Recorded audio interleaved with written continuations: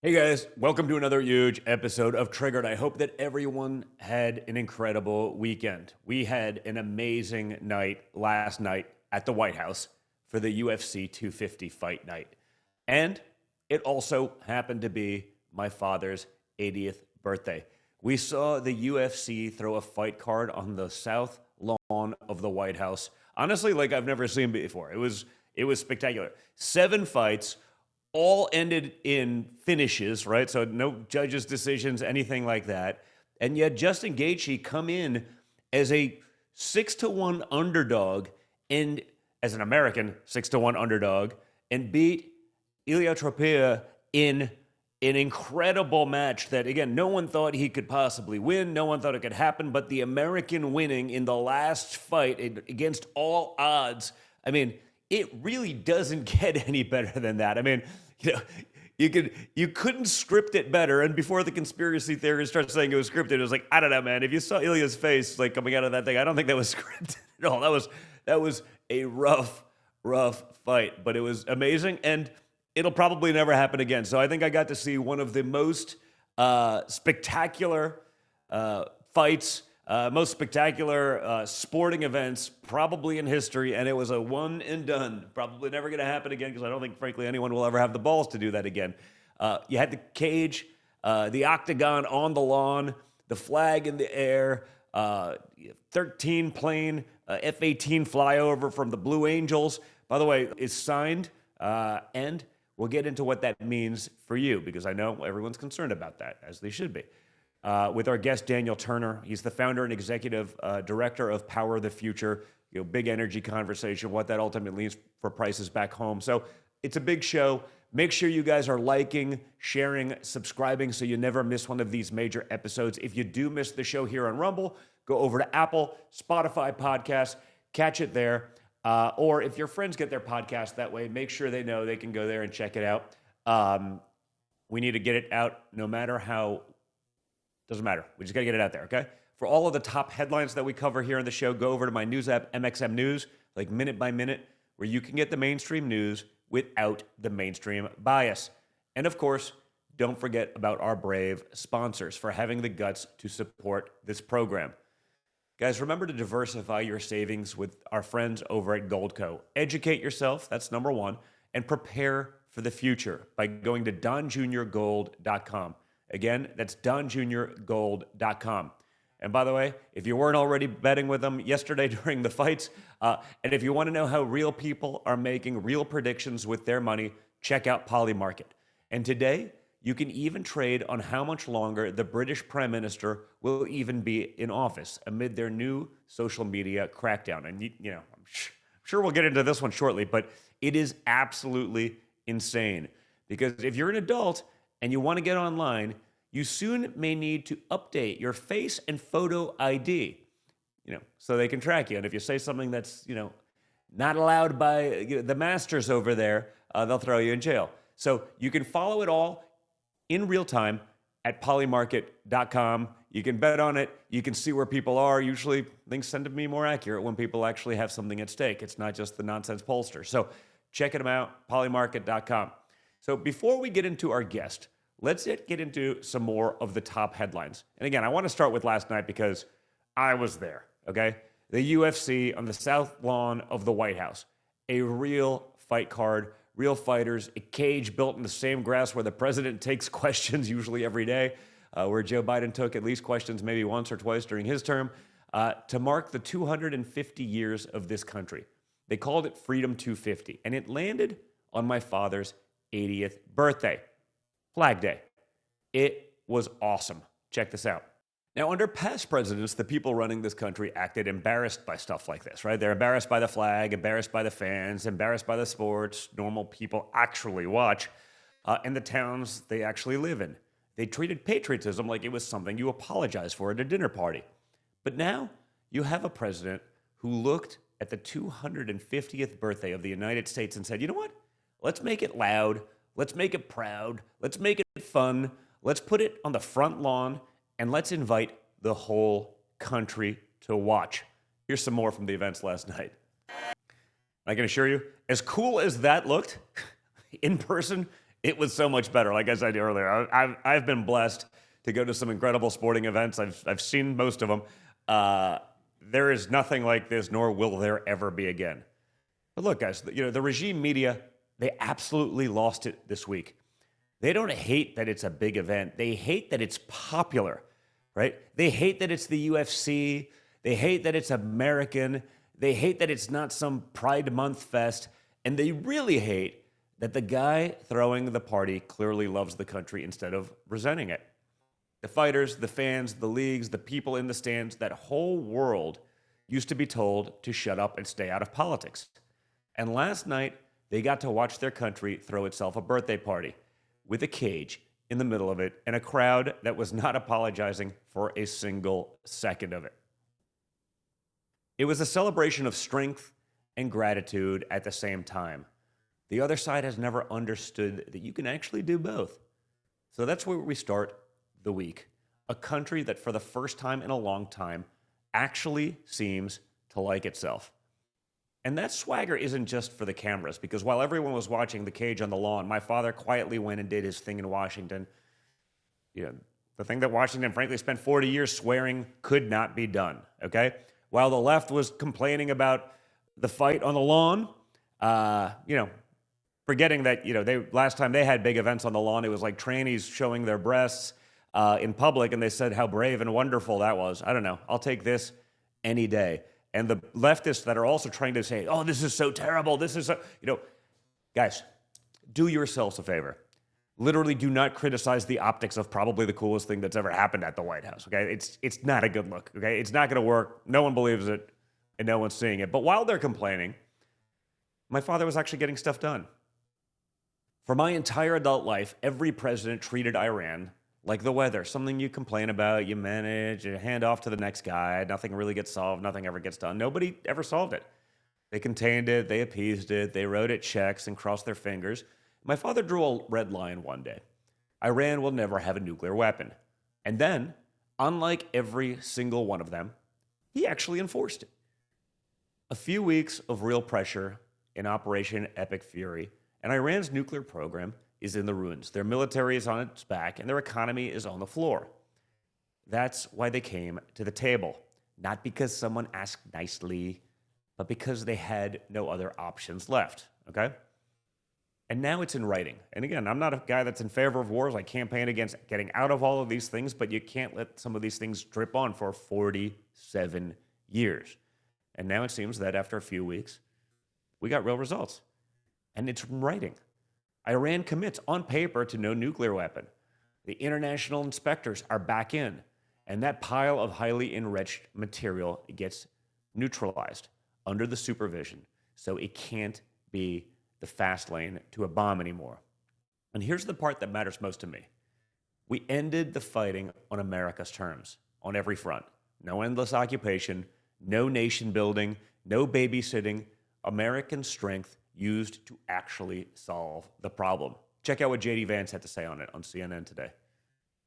This fundamentally set up a structure whereby if the Iranians behave like a normal country, then we want to treat them like a normal country and welcome them into the world economy. What paragraph 1 of the agreement says is effectively that Iran commits itself, just as the United States commits itself, to regional peace and stability. And part of that, Jake, is that the Iranians have to stop funding violent terrorist organizations. They have to stop funding regional instability. But the important thing about this agreement, Jake, is that everything, from what Iran gives us on the nuclear program, and of course that's the most important thing, is the commitment, verifiable, to never building a nuclear weapon. All of these things come along with benefits if Iran delivers, and nothing if Iran doesn't deliver. So we certainly expect that as part of our broader agreement, Jake, Iran is going to stop funding terrorist organizations. Most importantly, they're going to have a verifiable commitment to not building a nuclear weapon. But the good thing about the way that we've set this up is that we have the leverage here. We have the ability to welcome them into the world economy if they perform. We also have the ability to say, you know what, you don't get anything if you don't meet your end of the obligation. And guys, you're going to feel this one personally. The Straits of Hormuz, the choke point that moves a fifth of the world's oil, is reopening. And here's how my father built it. Iran does the cleanup, Iran clears its own mines, and it runs step for step. As Iran reopens that lane, we ease off the proportions and not 1 second sooner. Okay? When they act, when they do the right thing, we do the right thing in return. The leverage stays in American hands the entire way. And nobody is handing Iran a thing up front. This is not Obama loading pallets of cash onto a plane in the dead of the night. Iran only earns anything tangible after it performs and after the inspectors verify every step. No performance, no payoff. Okay? The last deal paid the regime and left us with nothing. This one is much different. Okay? And I see online, I see all the chatter, oh, they're giving them lots of money, yada, yada, yada. No, we're letting people invest into the country, right? There's a difference in investing than giving, right? Obama gave them, and Biden, and those guys are sending over planes, what was it, $8 billion? This is a little different. We can reinvest into companies. An investment is very different than paying someone off. So don't believe everything that you read online, because I've watched both. Frankly, I've seen more of it from the neocons and the Republican warmongers that would love to be mired in a war for 30 years, and some of the other countries that would love us, in a prolonged battle with Iran for the next 30 years. Those talking points are very different than the reality, but I'm sure you guys have figured a lot of that stuff out. Remember the Obama deal, right? It was never even signed. Okay, everyone talks about that deal, so it's so great. It was never even signed. My father's is signed. Obama negotiated with their whole program intact and paid them to leave it sitting there, which is exactly why they could sprint for a bomb the second it fell apart. My father tore the program down first, got it in writing, brought our Gulf partners in instead of going behind their backs, and built it right on the foundation of the Abraham Accords.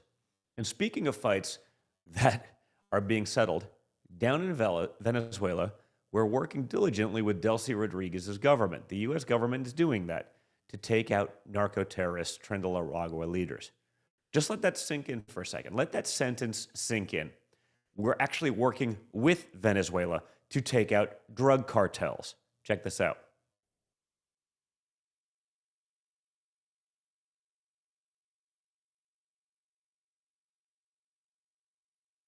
That right there is Neo Guerrero, or I guess I should say was Neo Guerrero, the man who turned a Venezuelan prison gang, Trinidad, into a transactional and transitional army that spread out of Venezuela across Latin America into American cities and all the way to Spain. The monsters who preyed on people like 12-year-old Jocelyn Nungare and 22-year-old Laken Riley. Those are the people. We're basically allowing them to do those things. And on my father's direction, Southern Command put a kinetic strike right on top of his compound and took him off the board. Now think about the contrast for 1 second, okay? For 4 years, the last crowd threw the border wide open and let this foreign army walk right into our country. My father designated Trinidad a terrorist organization on day one, and now the guy who built it is gone. A 20-year occupation over, okay? A swift, lethal strike coordinated with our partners in Venezuela, and finally, there's some justice for the family. Still just the beginning, but that's a big one. That is what a founded, unleashed law enforcement and military actually looks like. And it's exactly what the Democrats spent 115 days trying to take away from you. Check this out. I want to talk about the Democrats' credibility on keeping America safe. Come on, let's laugh. During the last administration, they had open borders. They let terrorists flood this country that we're still arresting every single day. And by the way, the agency that was arresting them, ICE and CBP, they made sure they defunded them for 114 days, and all the Department of Homeland Security for 76 days. And so they can have all the rhetoric. Jeffries can say everything he wants to say. Reid can say what he wants to say. Schumer can say whatever they want. They had zero credibility. We know they're about defunding the police, and they're more interested, Shannon, in protecting criminals and illegals on our streets than they are about actually protecting law-abiding citizens and their constituents. Guys, that's the whole fight in one sentence. One side wanted to fund the people who arrest violent criminals. The other side spent 115 days, remember the shutdown, trying to defund them. And now wants you to forget that it ever happened. We won't. We've got the receipts. And here's the bridge to the rest of the show, because once you understand that fight, you understand the next one. It's the same instinct. They don't want you to look too closely at where the money actually goes. So let's follow some of the money. This weekend, the Interior Department put out the results of a review that most people missed. They went through roughly 2,000 groups that were getting federal money under Joe Biden, the so-called nonprofits. And what they found is that a bunch of these outfits were getting basically all of their revenue from the taxpayer, 100% of it. Then turning around and paying their executives $450,000 a year to push ESG, DEI, climate activism, etc., with your money. That stops now. Check out Secretary Burgum on it. The work that we started last year, right after we stepped in at the beginning of President Trump's administration, what we were left, like virtually every cabinet agency, was a complete mess from the Biden administration. And of course, even from the time that President Trump was elected to the time that Joe Biden had his last day in office, there was record amounts of grants flowing out the door. We looked at those last year. There were some organizations that received grants from the Department of Interior where we were 100% of their revenue. We were 100% of their revenue, so they really weren't a nonprofit. They were an organization created to receive money, or they actually just, we were the majority. And then they would pay their CEO $450,000. They'd pay lobbyists. They had people working for them that were getting paid more than anybody inside the Department of Interior. And then they would do things like lobby us for more grants, or in many cases, they would hire lawyers to sue us to stop the administration's priorities. So this continuation, this year we just completed a very extensive review. Looked at 2,000 organizations, which had 3,000 agreements. We combed through all of those. And if we're using funds coming from this administration against us or against the priorities of the administration, we've cut ties with them. And because they were doing everything from climate extremism to DEI, ESG, you name it. And they were doing it. It was all opposed to what the American people voted for and what President Trump promised the American people we would do. And so. So let's be clear about what that is. That's not charity. That's not saving the planet. That's a money laundromat, okay? The government takes your tax dollars, runs them through a nonprofit with a nice green logo. The nonprofit pays an activist class a fortune, and the activist class spends it lobbying for the exact policies that make your life more expensive. You pay in, they cash out, and the planet is exactly where it was. No benefit other than, I guess, they get to exercise their political will more effectively with billions of your taxpayer dollars. And up in New York, you've got a governor in Kathy Hochul presiding over some of the highest energy bills in the country. And the answer from that crowd is always the same. More mandates, more green programs, and somehow it's never their fault, right? It's never their fault. There are realistic things she could do tomorrow to bring these bills down. But she won't, because the activist class I just described won't let her. And here to explain that, and frankly, probably a lot more, is Daniel Turner, founder and executive director of Power the Future. Daniel, thanks for being back, man. Really appreciate it. Great to be back with you, Don. Thanks for having me. Well, let's start with the big picture, right? There appears to be some agreements regarding Iran. It's a big deal. What do you think the impact is on oil first and foremost, and really trickle that down into people's wallets? How long will that take to show up at the pump? Oil markets have been desperate for a sign of stability in the region, and as soon as that was announced, the president announced yesterday that they had come to an agreement. Oil markets open at 6 p.m. on Sunday Eastern time, and as soon as markets opened last night, oil dropped to $80 a barrel. I think it closed just above at 81. And that's a clear sign. Oil markets know that $100 a barrel oil was unsustainable, but they have jitters, and the jitters weren't being resolved until the situation is resolved.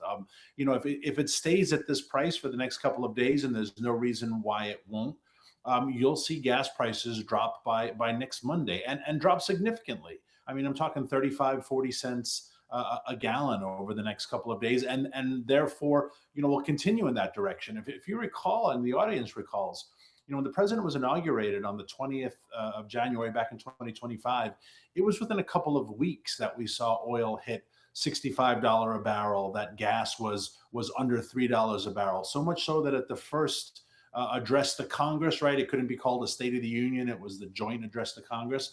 The president was bragging about it, and rightfully so, because markets responded to a positive outlook. So there's a positive outlook right now, and it will trickle down into the economy. And it's great that we have finally gotten to this point. Yeah, no, I think it's huge. I mean, I'm seeing sort of on X, some of the outrage, like, hey man, I was super long oil futures and everything like that. They came down. It's like, well, we all said we don't want to be in a never-ending thing. We want to get this thing done and resolved. There's, to anything, frankly, there's always some short-term pain, but I mean, that can be a really significant thing. And then, if you're only talking about, if you're talking about 45 cents over the next couple of weeks, imagine what could happen over the next couple of months. I mean, that's the big one. Exactly. Yeah, exactly. It's just going to continue in that direction as it did in the first couple of months of the president's second term. And I remind people all the time, these last 3 months have been bad. There's no doubt about it. No one likes higher prices. No one likes higher utility bills. We're all in agreement with that. But I remind folks all the time when they say, like, we're paying a lot for this war. We've paid a lot for the last 47 years of the Iranian regime. I just get on an airplane, right? Go to a baseball game. Every time you're getting pat down, every time you're taking off your shoes, every time a woman is stopped and they have to search her handbag, if you take the subway in New York City, that's all threats of terrorism. All of that's funded by Iran, right? Every time there's an IED thrown into a crowd, like there were 2 in New York City a couple of months ago, right? All of that is funded by Iran. So when they say, like, we're paying a lot, we've paid a lot for this. And to have it removed, hopefully forever, from the world stage, from your livelihood, it would be nice to think we could get to a point that we don't have to inspect each other because we're worried of terrorist threats. The terrorist threats are eliminated, like the drug cartels are being eliminated. I think that's a resolution the American people want. That's a really good point, and I never even thought of it that way. I mean, there are other costs to not actually dealing with this that you don't necessarily think about in your day-to-day life, but it's huge. And then you compound that with the thousands of American veterans that were killed or wounded by Iranian-funded IED attacks. The way they were able to prolong the Iraq and Afghan war by funding the terrorist groups that did that. I mean, that cost us trillions. So yeah, like, you know what? If we can eliminate that for all time, get them functioning as, sort of JD said, like a normal country. I mean, the cost of that straight lined over the next decade is a huge savings relative to, a couple months of higher gas prices. It is. And when you compare or add to that what we've done in Venezuela, when you add to that American production increases, opening up Alaska, opening up the outer continental shelf, opening up and expanding the Gulf of America, right? America now controls the world's oil and gas supply. And that's a good thing if you think America is a force for good. You do, I do, your audience does. There are sadly a lot of folks, especially a lot of elected Democrats, who don't think America is a force for good. Yeah. And so they will fight that. But if you think we are the good guys in this battle, then we're controlling the world's oil and gas supply. And that means America and American interests will decide what countries use it and for what purpose. And, maybe the communist Chinese don't have a ready supply of oil and gas because Venezuela and Iran aren't sending it to them. Maybe the Ayatollahs never emerge again rich and powerful. These are all really good things if you genuinely believe in world peace and world stability. And the funny thing is, in this whole conversation, Democrats are going to do what they do. It's elections, it's politics. The president's the perfect foil. But deep down inside, they're all thrilled because they want to get to a presidential debate in the future where they aren't asked about, if you were elected president, how would you handle a threat from Iran? There is no more threat from Iran, right? So they can talk about other issues. The president's taking off the table problems that have persisted for decades, and everybody is happy about that. I think that's a really good point, and an important one. And I think also it's not just oil and gas. Oil and gas being a key component of pretty much everything, right? We talk about the grocery store. We talk about these things. Well, if your transportation costs go up, those things go up. So it's not just you're saving at the pump. You're saving across the board every time you shop. Absolutely, because everything is transported, grown, irrigated, cultivated, and that requires energy. And abundant, cheap energy makes for abundant, inexpensive goods. So we saw this in the first, year and 3 months of the president's second term. I understand what he had to do in Iran. Hopefully, it's resolving itself, but we will get back to those days of lower costs because cheap energy, abundant energy, lowers the costs of everything. So there's a lot of reason to be optimistic. Even if you don't believe me, believe markets. Markets are really smart. It's why Adam Smith called them that invisible hand, right? And oil markets see the future and they are optimistic. And that's a really good sign.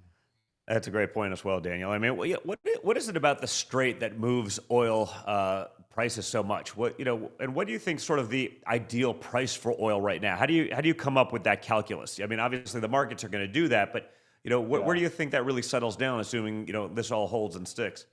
It depends upon who you ask, right? If you ask producers, it's always going to be a little higher than consumers, but there is a sweet spot, and it's $68 to $78 a barrel.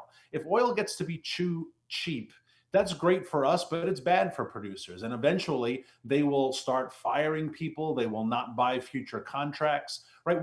I tell people all the time, the oil you're pumping, the gas you're pumping into your car right now, that was drilled 7 years ago. Really? You're finally putting into your Wait, car. really? Is that long? So yeah, 5 to 7 years is the average length between when you acquire land and you actually bring oil Oh, to okay. market. Okay. It's I thought you meant from remarkable. when you started pumping it. I was like, that's okay. That makes sense. Yeah, I was like, Now the gas you're putting in your car right now was probably just refined a couple of days ago, but that was drilled years ago. This is a huge, and cumbersome and slow and complicated industry, and it's tens of millions of dollars of investment. So oil can't get too cheap because then you'll stop investing in it and we'll stop producing it, and then the prices will skyrocket. And when they skyrocket, there's no way to turn it on really quickly, right? So there is a really delicate nuance, and if you don't know what you're doing, and Democrats don't, you are an interloper. You stick your nose in and you meddle and you muck everything up. And the Biden administration mucked everything up. Yeah. So it's going to take years to undo what he could do in a matter of hours, right? Every time you deny a quarterly land leases, and Deb Haaland denied them regularly, you're pushing into the future proper drilling production schedules. And or canceling things like the Keystone Pipeline, right? I mean, you're right. You can have some volatility because of something like this for a few weeks. But 4 years of a presidency that's basically going against the entire energy market is truly scary, because you're right. People won't invest. They won't drill again. And now you say, hey, it's open, but good luck. You still have to get in the ground. Nothing happens overnight in that world. And Keystone is such a great point. I'm glad you mentioned it because, I felt it very personally. We talked to a lot of those guys. We were down there. We put them all over media and told their story. And it was devastating for the thousands of guys who lost their job. But something Biden did, which is harder to, for people to grasp, is he set this really vicious precedent that now if you want to build something that cannot get completed in a presidential term, don't.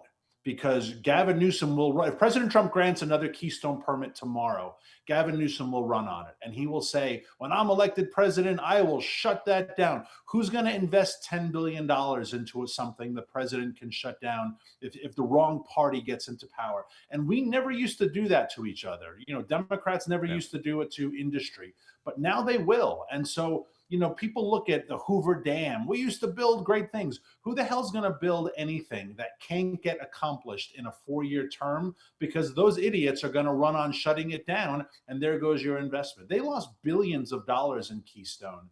Who's ever going to build a Keystone again, right? That's what Biden left us as his legacy. That and the bare-breasted transvestites on the lawn. Those are the legacies of the Biden administration. Yeah, no, and it's true, and we don't talk about the cost of not having done that, right? Being able to transport cheap energy to America, create jobs for American workers. I mean, it all adds up. You only see the one component of it, but that was tens of thousands of hardworking American jobs just gone. And you're right. Who's going to do that? You say, hey, Trump's going to be great, but in 2.5 years, who's going to be the next guy? No one's sinking in that kind of big investment. That's 100% true. Yeah. Yeah, So and it's devastating for for this industry, which requires years and time and cooperation with government. Right? I'm not an anarchist. I have a deep dislike for big government. Most of us do. Deep dislike for the federal government. Most of us do. But there is a proper role for this. But yeah, now, if your government's going to be weaponized against, well, weaponized against people, as you know better than most, but also weaponized against yeah. industries. Right? How are we supposed to function if and this is what Democrats, their wheels are turning, right? How can I take this moment? You see Democrats say, if I'm elected, I'm going to blow up that ballroom. What the hell does that even mean? Like you would knock down the ballroom just out of spite. I mean, we know it's a lot of crap. They're not going to, but they campaign on this. Yeah. So industry is petrified about the future if this is the way government's going to treat them. Yeah, it's interesting. You always think about sort of the Democrats and regulatory overreach and red tape making things difficult. But this is actually worse because it impacts future investment. It's not just the time it takes to get something done, saying, fine, it may take me a little bit longer. This is the, hey, I could go through all of that, get it done, be in process, and then just have it shut down, which is 1,000 times worse than just dealing with the bureaucratic rigmarole that they probably have to deal with all the time. Absolutely. And you mentioned in your intro these environmental groups that used to be taxpayer funded that start a lot of this nonsense, right? They get a grant from USAID that's supposed to go to X and it ends up going here and it goes there and everyone gets to hide through their nonprofit laws, which need major reform. And the next thing you know, you've got this environmental group suing you. And they have nothing to lose in the process, right? Yeah, You're they're spending playing tens with of house money, millions. right? There's no downside. They just they're getting their paycheck no matter what, so they just break balls for a living.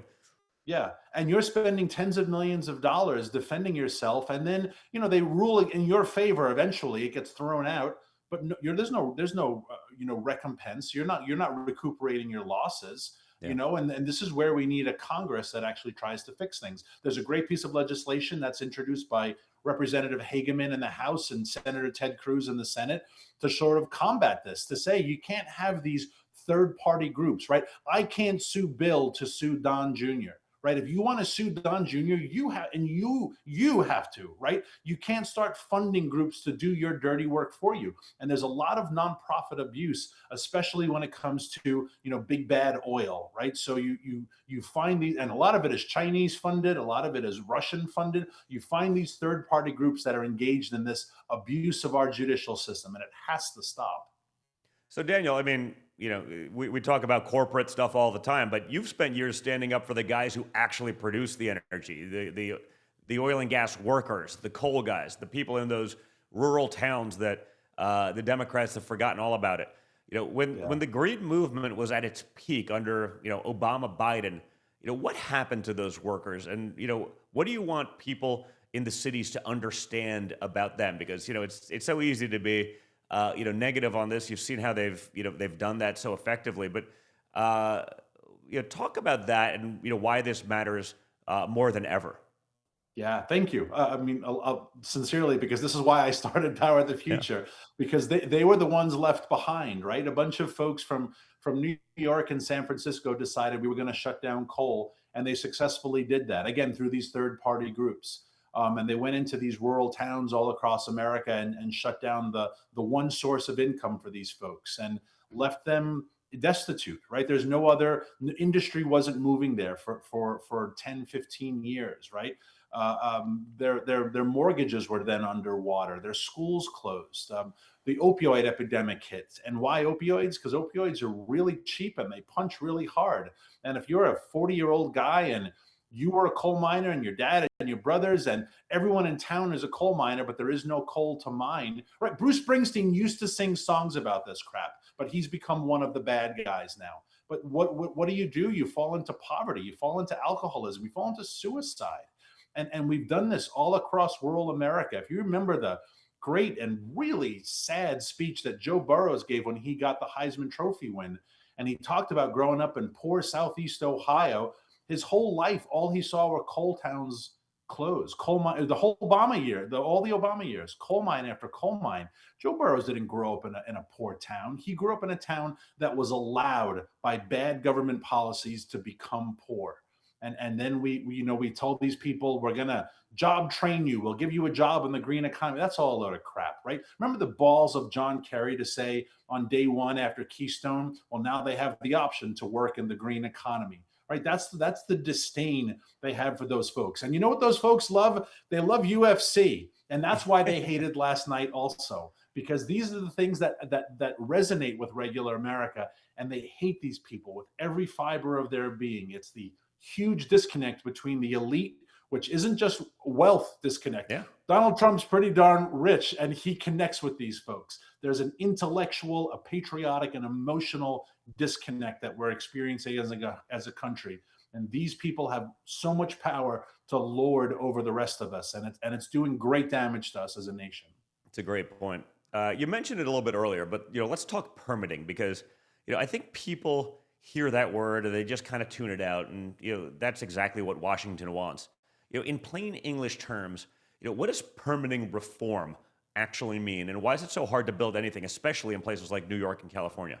I always bring it back to the example most people know, which is try to build a deck off your kitchen, right, or an extension to your house, and you go to some office and you got to get and you submit the architect's plans, and they call you back 3 months later because you filled out this form wrong, and you're like, good, I just want to build a shed, right? How is it so complicated to imagine this? Now, this is frustrating for you as a person and as a homeowner, and you think this is absurd.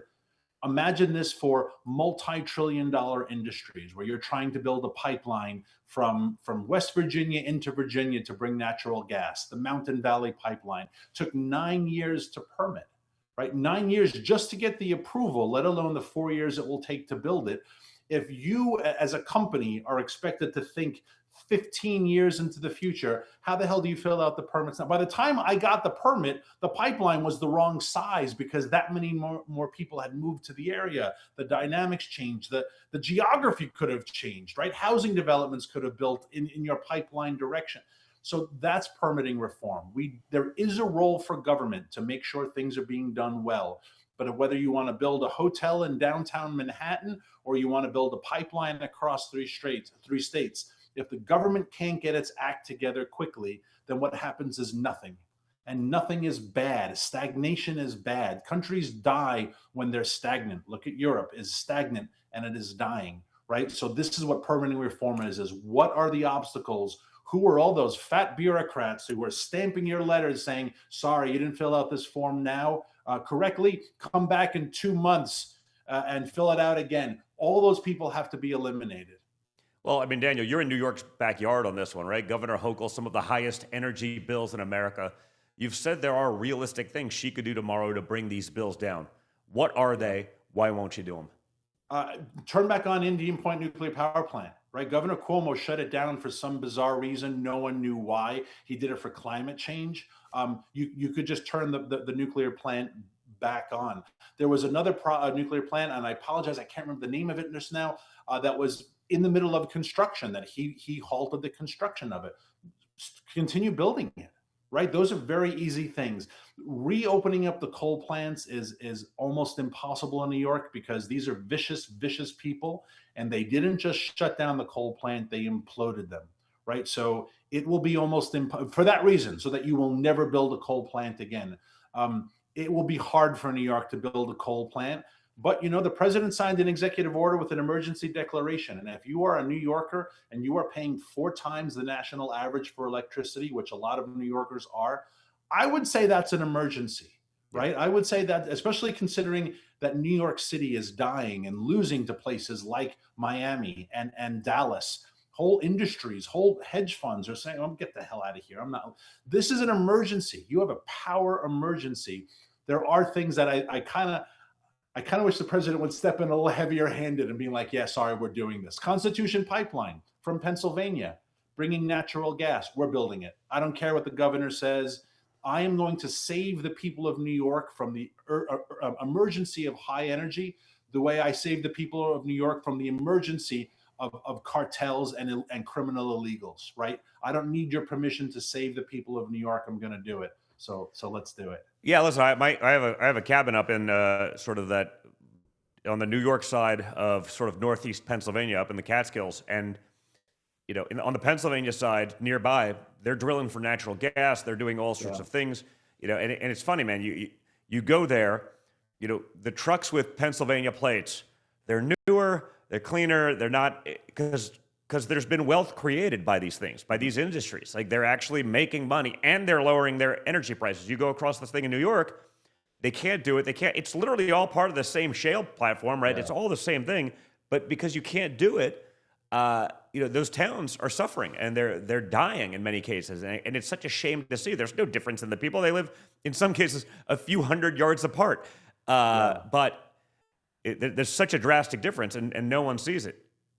And that's the sadness of that part of New York, and the sadness a lot of these red states that have really blue large cities that throw them off, because New York actually is a red state, and you know that, but when you're running for office, you campaign in Manhattan, and that's it. And if you win Manhattan and Nassau, you win the rest. And actually Nassau is getting pretty red. You win the entire state. So if you're Kathy Hochul, what do you care about the folks in Oswego, right, or Oneonta? Yeah. You may throw them a bone every now and then, but you don't care about them. And there are so few people in that part of the state, because it is dying, that she'll just allow them to be necessary casualties, because the liberals in Manhattan, who don't care if they're paying 4 times the national average, they're the ones who are calling the shots. And that's what's tragic about that disdain that we start having for rural America. Yeah, no, it's funny you say that, because it's 100% accurate. I mean, you basically break north of Westchester County, and it's a red state. It may not be in the population, but 85% of the landmass is probably a red state, and the rest is the lunatics in New York. But yeah, you don't have to cater to the rest if those numbers work. It's almost like, how does that state stay together when such a huge portion of it is just totally neglected for the whims and wants of people who couldn't fathom what's going on because they live in a big city and they're leftist lunatics. And that's why getting the illegal population out of the big cities is so important, because in the next census in 2030, all of that appropriation will be done by population. Sadly, we count illegals in our census, and New York City will not be as powerful when there are 200,000 fewer illegals, which is why they're fighting tooth and nail. To you talked about the shutdown, why they are fighting tooth and nail to keep the illegals there again, and they're useless pawns. Also, they're useful. They don't care about illegals. They need bodies, whether it's poor American bodies who are dying of fentanyl, or poor illegal bodies who are dying from their own criminal gangs.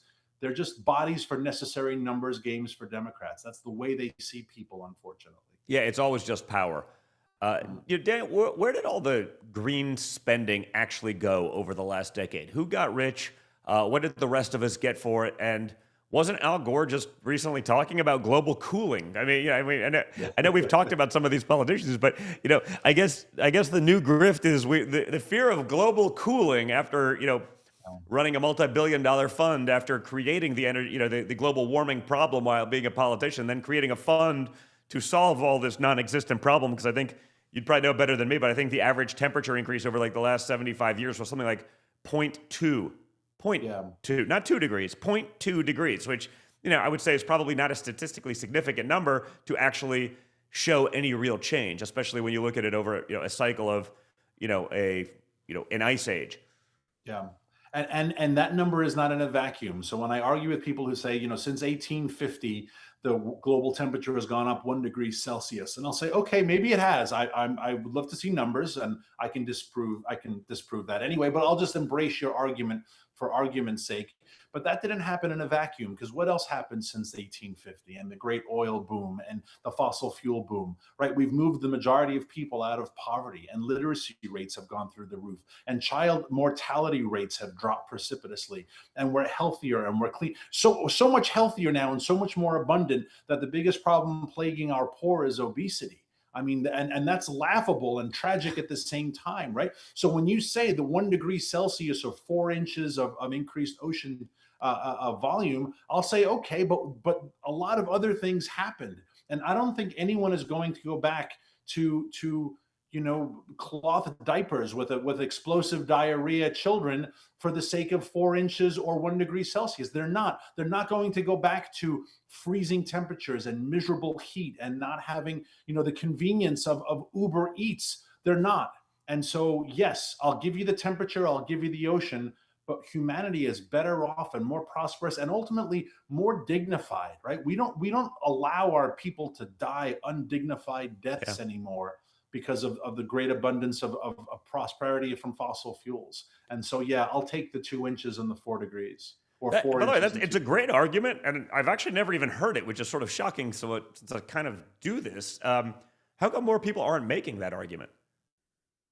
I need more. I need more platforms like yours, Don. This is No, because what it's I like, do, and sort of this is like, why yeah, I started you're this you're right. Like, organization. fine, And we'll you give know you the what? And one I think degree if the Celsius over president does what he 175 does, years, but like, okay, a lot of other stuff's happened that's actually allowed humanity to prosper in that amount of time, and you can't just look at it in a vacuum. no, you can't. And we're better off as humanity, and that's a great thing. And all of the people who have predicted the demise of humanity, whether it's Paul Ehrlich and all the we're going to die of any day, or whether the climate doomsday, none of it has ever come true. We're so Yeah. resilient, and fossil fuels helps us to have a more dignified, better life, and that's why we fight for them. And I think that's why I love this president so much, is because ultimately it is about people, it is about humans, it is about dignity, it is about freedom, right? And all these other things are ancillary. Rockets, it's about money. It's about, no, it's not. It's about people, and humanity is better off when we are free and prosperous. I only care about fossil fuels because they are the best tools right now to make us free and prosperous. If you discover something better tomorrow, I will jump on that bandwagon. But all I care about is freedom and prosperity for people, and fossil fuels are the best vehicle to deliver that right now. And, candidly, I think if the left actually believed their own arguments, they probably wouldn't buy homes on Martha's Vineyard, on islands, 2 feet above sea level. I mean, if it is so doom and gloom, all these rich guys, John Kerry, Al Gore, I'm sure they all have their weekend homes on the islands. And, if they were all that worried, they probably aren't going to sink tens of millions for their homes, which is what they cost. In a place that's going to be underwater in a couple of years. That probably wouldn't, Yeah. If they were true believers, I don't think they'd go for that, We could always play the what about isms, what if they had, what if we had games, and we'll never get answers. But when Bernie Sanders was taking private jets to his Stop Oligarchy climate change tours, I thought there's no better example of what a load of BS all of this is. If we ever did something so blatantly hypocritical, we would get raked over the coals. But if you're the left, you can have a Nazi tattoo and a sexual child platform profile, and you can fly a private jet to the Stop Oligarchy tour, or you can be whiter than both of us and claim to be a Native American, and they always get a pass. It's the old. I used to have great hair, but it's what drove it all out. It's the ultimate frustration of this job, but it's part of it. Yeah, let's go to China for a second, because I think this is the part that most people perhaps don't see. They're building coal, nuclear, the battery supply chains, all of it. Yeah. While we argue with leftists over the Green New scam, how far behind are we really, especially perhaps on batteries and the grid? And how do we catch up without just handing the whole thing over to Beijing, right? Because if we don't have energy, we can never compete in AI. If we don't compete in AI, all these things that require a lot of compute and ultimately energy, you can't maintain the hegemony that we've had for 200 years as a nation.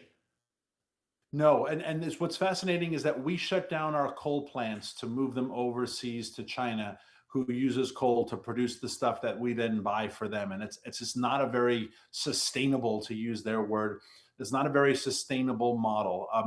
We burn coal incredibly responsibly here in America. There is no such thing as dirty coal in this country. Coal is remarkably clean.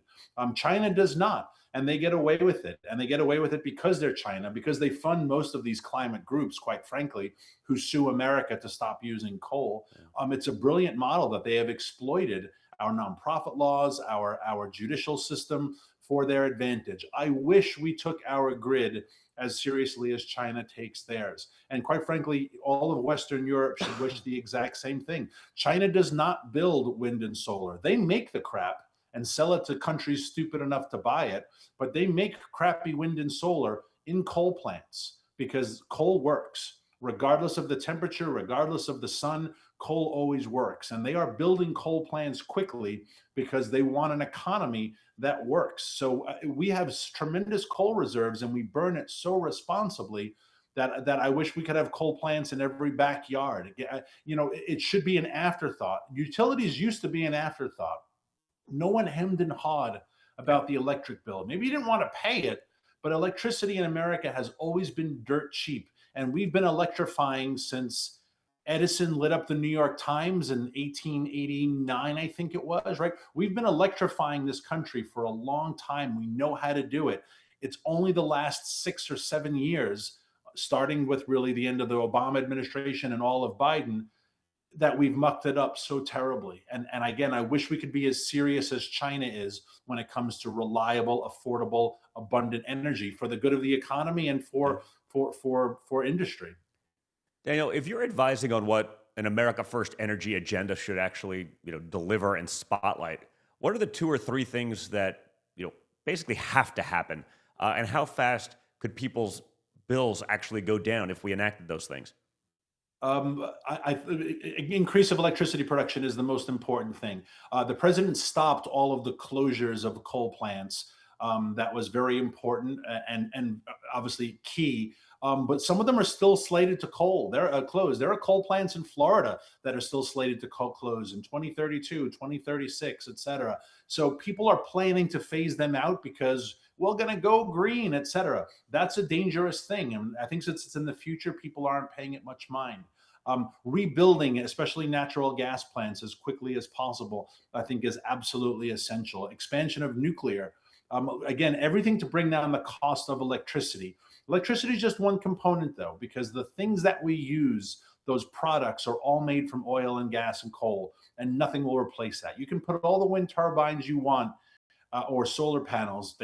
They stink, but you can put them everywhere, but they will never make plastic. They will never make rubber, right? And if you want to make vehicles, if you want microchips, if you want Tylenol, right, that requires oil and gas and coal. So the abundance of that is absolutely essential. Data centers. I do think we need the heavy hand of government. Again, not a huge fan of big government, but we need a master plan. We have to build data centers where the energy is. And the energy is on the north slope of Alaska because there's a ton of natural gas and water.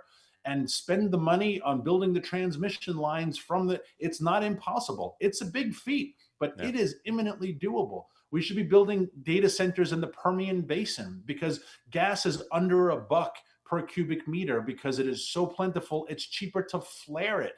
So why aren't we building? Every time I have a data center argument, they're like, why are they building this in Connecticut? Why are they? I know why, but we shouldn't be building them where the land is convenient for builders. We should be building them where the energy is abundant and they're not in people's ways. So there are a lot of things we can still do to improve our energy infrastructure. And then finally, it's going after these radical green groups, especially the ones that are foreign funded. We have to stop allowing our enemy to beat us up. And we do it under the guise of free speech or we respect these nonprofits and their 60 years of no. They are hiding. Our enemy hides behind them the way Hamas hides behind children when they lost missiles from a schoolyard, right? We have to go after these Chinese and Russian and foreign funded climate groups that are punishing us in the courts. Interesting. Well, Daniel Turner, thank you so much. Really appreciate it, guys. Check out Power of the Future. Check out Daniel. Really appreciate it. I'm sure there's probably a lot going on in the next couple of months, so I'm sure we'll be talking again soon, but really appreciate it. Thanks a lot, Daniel, and we'll talk to you in a bit. Thank you. Yeah. Guys, thanks so much for tuning in. As always, remember to like, to share, to subscribe, okay? Hit the little like button. It's so easy. Hit it right now. Share this with your friends now as we get off. Subscribe so you never miss an episode. Check out our incredible sponsors down below in the video description, okay? It takes a lot of guts to support this kind of programming, so stay on that. Check us out on Apple, Spotify podcasts. If you don't get to watch the show here on Rumble, or if you have friends that perhaps get their podcast that way, make sure they know about it. You guys are the front line of defense in getting this out there, so spread the word. And as always, guys, remember to stay strong, stay informed, stay engaged, and always stay, just a little bit triggered. Thanks a lot, guys. I'll talk to you all again on Thursday.